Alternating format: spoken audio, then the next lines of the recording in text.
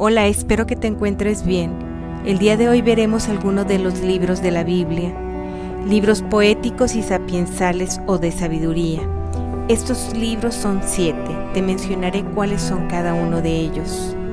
Job, Salmos, Proverbios, Eclesiastés, Cantar de los Cantares, Libro de Sabiduría y Eclesiástico. Estos libros son didácticos y de sabiduría, y el Cantar de los Cantares es poético. Te daré un resumen sobre estos libros.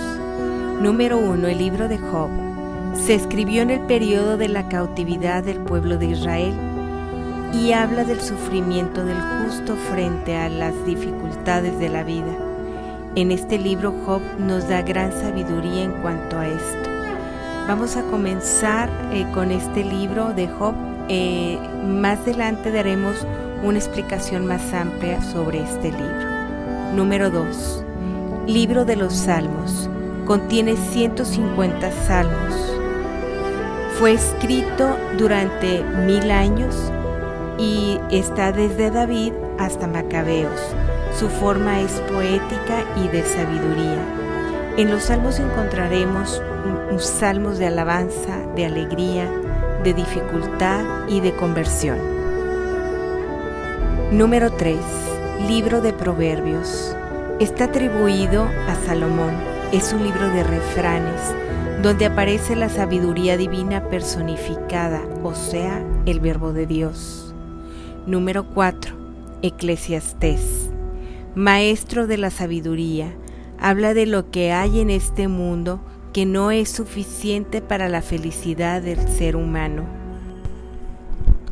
Número 5. El libro de Cantar de los Cantares, compuesto desde el exilio y es principalmente un poema religioso que habla de la fidelidad de Dios a su pueblo.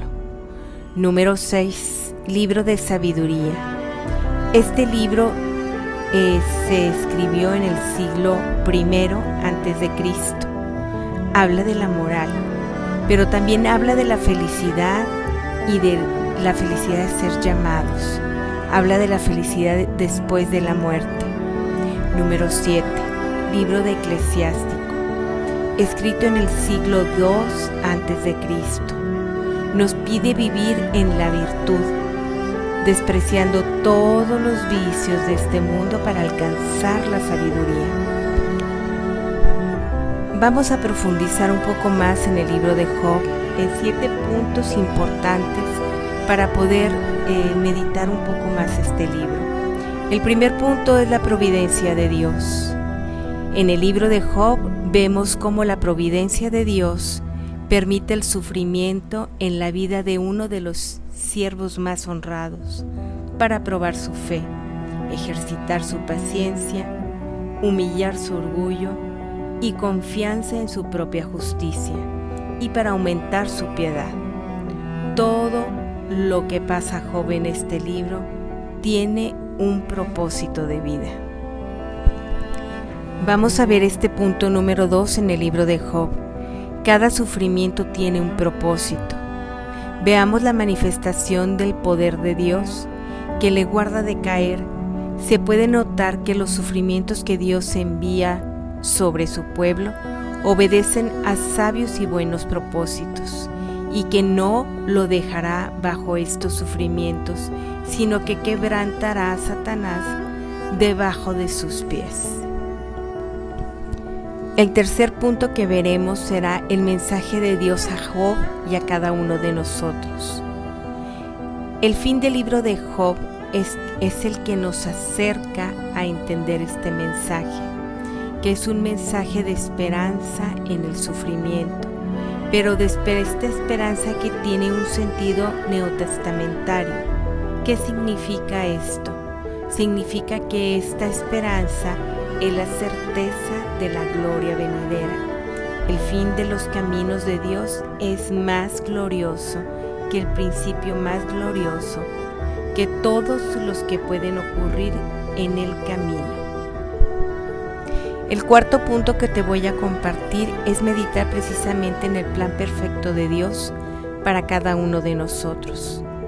Dios determina el fin y todo lo que ocurre a Job, el acoso de Satanás, el robo de los bienes por parte de los caldeos y sabeos, la terrible enfermedad, la deslealtad de su mujer y de sus parientes, las acusaciones de sus amigos. Todo esto tiene que contribuir para conseguir este fin glorioso. El quinto punto que te quiero compartir es sumarnos a su voluntad. En este libro de Job veremos muy cerca esta voluntad que él respeta sobre todas las cosas. Todo tiene que ayudar para el bien a los que aman a Dios. Qué gran mensaje nos tiene Job. Pero esto solo es para aquellos que se someten a su autoridad, a la autoridad de Dios. Y solamente en esta voluntad, soportar todo por amor a Cristo, regir y disponer nuestra vida según lo que haya dispuesto en su infinita voluntad. Estos dos puntos o dos virtudes que te quiero compartir son las que debemos de someter bajo la autoridad de Cristo, que es la humildad y la obediencia. Por último, quiero compartirte la vivencia más grande de Job en este libro. Job siempre hizo la voluntad de Dios y aunque no siempre entendió la voluntad, siempre se sumó con humildad y con obediencia. Y al momento en el que más sentía que ya no podía dentro de su prueba, el Señor siempre le recordaba su misericordia.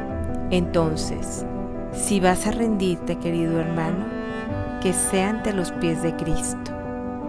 La escuela de Job nos capacita en dos cosas muy importantes: ser fieles y ser sumisos ante la voluntad de Dios. Te dejo un gran saludo, espero que tengas un buen día y nos vemos pronto.